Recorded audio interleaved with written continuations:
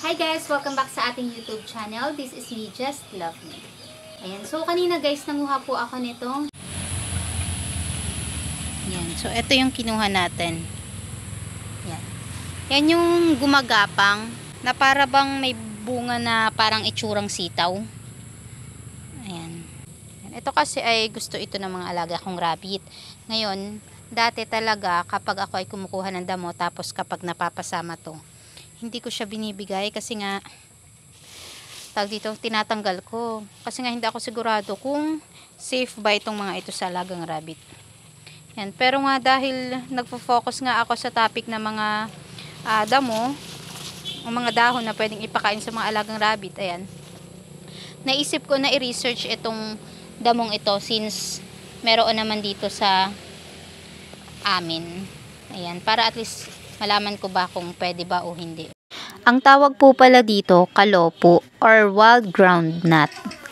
O kaya naman po, Calopogonium muconoides. So, ganito po yung itsura ng kanyang tangkay.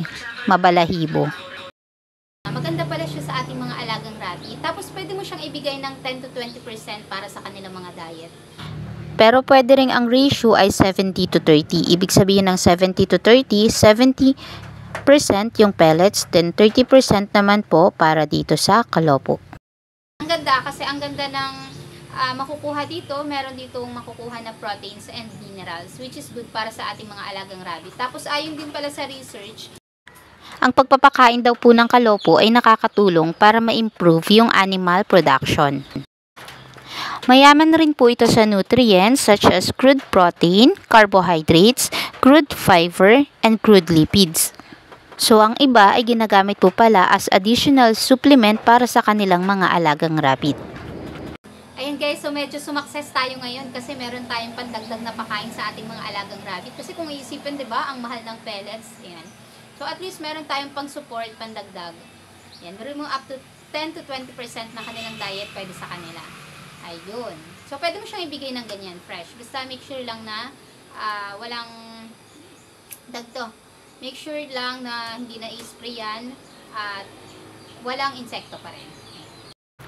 Gaya ng iba, ang pagbibigay nito ay in moderation din lang. Ibig sabihin, hindi palagian. So, yun lang guys. Thank you for watching. Sana po ay makatulong sa inyo.